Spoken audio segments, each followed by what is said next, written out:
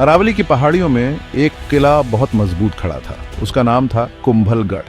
9 मई 1540 को इसी किले में एक कहानी ने जन्म लिया। उनका नाम था महाराणा प्रताप। वो मेवाड़ के राजा उदय सिंह द्वितीय के सबसे बड़े बेटे थे। बचपन से ही प्रताप ने राजपूती शान की हवा में सांस ली। उन्होंने अपने पूर्वजों की कहानियां सुनी। वो समझते थे कि इज्जत और आजादी कितनी जरूरी है। किसी को नहीं पता था कि ये छोटा सा राजकुमार बड़ा होकर इन्हीं बातों का प्रतीक बन जाएगा। प्रताप का बचपन राजस्थान की खूबसूरती के बीच बीता। उन्होंने तलवारबाजी, तीरंदाजी और युद्ध की कला सीखी, लेकिन उनकी शिक्षा सिर्फ हथियारों तक सीमित नहीं थी। उन्होंने सभी प्राणियों का सम्मान करना सीखा। उनको अपनी धरती से और लोगों से बहुत प्यार था। इन्हीं बातों ने उन्हें आगे चलकर एक महान राजा बनाया। उदय सिंह द्वितीय, जो खुद एक महान योद्धा थे, उन्होंने अपने बेटे में एक चिंगारी देखी। उन्होंने प्रताप को बेहतरीन ट्रेनिंग दिलवाई। प्रसिद्ध गुरु और शिक्षक कुंभलगढ़ बुलाए गए। उन्होंने प्रताप को ज्ञान दिया, उनके कौशल को निखारा और एक सच्चे राजपूत के गुण सिखाए। प्रताप शारीरिक रूप से बहुत मजबूत थे। उन्होंने कई तरह के हथियार चलाना सीख लिया, लेकिन उससे भी जरूरी उन्होंने रणनीति, अनुशासन और साहस का महत्व जाना। उनके पिता ने उन्हें धर्म और कर्तव्य का महत्व समझाया। उन्होंने सीखा कि एक सच्चा राजा हमेशा अपनी प्रजा के लिए लड़ता है। वो कमजोर की रक्षा करता है और न्याय करता है। यही बातें प्रताप के जीवन का आधार बनी। यही उनका मार्गदर्शन करती रही हर मुश्किल घड़ी में। जैसे जैसे प्रताप बड़े हुए, राजपूताना पर एक खतरा मंडराने लगा। मुगल बादशाह अकबर का राज फैल रहा था। अकबर, जो अपनी महत्वाकांक्षाओं के लिए जाने जाते थे, वो पूरे भारत को जीतना चाहते थे। बहुत से राजपूत राजा लड़ाई से बचने के लिए मुगलों के आगे झुक गए, लेकिन उदय सिंह द्वितीय नहीं झुके, और ना ही महाराणा प्रताप। वो अपनी आजादी की कीमत जानते थे और उसके लिए लड़ने को तैयार थे। मेवाड़ और मुगलों के बीच तनाव बढ़ता गया। अकबर ने उदय सिंह द्वितीय के पास अपने दूत भेजे, उनसे समर्थन मांगा, लेकिन मेवाड़ के स्वाभिमानी राजा ने झुकने से इनकार कर दिया। वो अपना राज्य नहीं सौंपेंगे, वो अपनी प्रजा को निराश नहीं करेंगे। इस चुनौती ने एक बहुत बड़ी लड़ाई का रास्ता बनाया। मुगल खतरा बहुत बड़ा और करीब था। एक ऐसी लड़ाई होने वाली थी जो मेवाड़ के भाग्य का फैसला करेगी। 1576 में जो होना था वो होकर रहा। मेवाड़ और मुगल सेनाएं हल्दी घाटी में भिड़ गईं, जो एक संकरा पहाड़ी रास्ता था। ये लड़ाई इतिहास में अमर हो गई। महाराणा प्रताप आगे से नेतृत्व करते हुए अद्वितीय वीरता दिखा रहे थे। वो शेर की तरह लड़ रहे थे। उनकी बहादुरी सैनिकों को प्रेरित कर रही थी। घोड़ों के दौड़ने से जमीन हिल रही थी। तलवारों की आवाज और सैनिकों की चीखें गूंज रही थीं। मेरी सेना कम होने के बावजूद मेरे सैनिक पूरे जोश के साथ लड़े।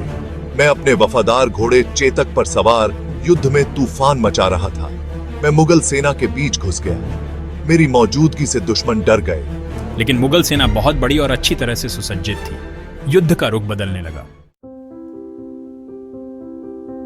चेतक, वफादार घोड़ा। हल्दी घाटी की कहानी प्रताप के वफादार घोड़े चेतक के बिना अधूरी है।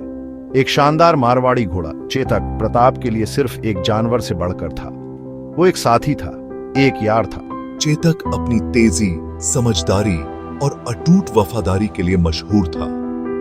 युद्ध के मैदान में वो मेरी हर बात समझता था। जैसे जैसे लड़ाई तेज होती गई, चेतक प्रताप को हर तरफ लेकर गया। वो दुश्मन की पंक्तियों पर कूदा, वार से बचा और अपने सुम से मुगल सैनिकों पर भी हमला किया। लेकिन लगता है कि किस्मत को कुछ और ही मंजूर था। चेतक घायल और थका हुआ अपने मालिक को सुरक्षित जगह पर ले गया। वो जल्द ही गिर गया, लेकिन उसका नाम राजपूत वीरता के इतिहास में हमेशा के लिए दर्ज हो गया। हालांकि हल्दी घाटी का युद्ध महाराणा प्रताप हार गए थे, लेकिन उनका हौसला नहीं टूटा। उन्होंने हार नहीं मानी। वो जानते थे कि मेवाड़ की आजादी की लड़ाई अभी खत्म नहीं हुई है। पहाड़ियों में पीछे हटते हुए प्रताप ने अपने लोगों को फिर से इकट्ठा किया। मैंने छापामार युद्ध की रणनीति अपनाई। मुगल चौकियों और उनके रास्तों पर हमला किया। मैंने कठिनाइयों भरा जीवन जिया। अपने लोगों के साथ उनके दुख बांटे। मैंने घास के बीजों से बनी रोटी खाई, खुले आसमान के नीचे सोया, लेकिन कभी उम्मीद नहीं छोड़ी। उनके इस हौसले ने उनके अनुयायियों को प्रेरित किया।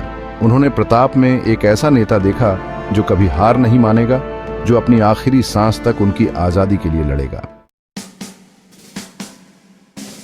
महाराणा प्रताप के विद्रोह का मेवाड़ के लोगों पर गहरा प्रभाव पड़ा।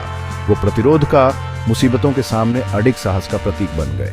ताकतवर मुगल साम्राज्य के खिलाफ उनका संघर्ष आने वाली पीढ़ियों के लिए प्रेरणा का स्रोत बन गया। उन्होंने दिखाया कि हार में भी व्यक्ति आत्मा से अजेय रह सकता है। उनकी कहानी लोगों के दिलों को छू गई। ये लोकगीतों और कहानियों का हिस्सा बन गई। वो सिर्फ एक राजा नहीं थे, वो आशा की किरण थे, राजस्थान के अदम्य साहस के प्रतीक थे। उनकी विरासत युद्ध के मैदान से आगे निकल गई। उन्होंने अपनी सेना का पुनर्निर्माण किया, खोई हुई सीमाओं को वापस जीता और मुगल प्रभुत्व को चुनौती देते रहे। महाराणा प्रताप को इस धरती से गए सदियां बीत चुकी हैं, फिर भी उनकी कहानी आज भी प्रेरित करती है। उन्हें एक बहादुर योद्धा, एक न्यायप्रिय शासक और एक सच्चे देशभक्त के रूप में याद किया जाता है। उनका जीवन साहस, दृढ़ संकल्प और स्वतंत्रता की अटूट भावना की शक्ति का प्रमाण है। आज भारत में उनका नाम वीरता और बलिदान का पर्याय है।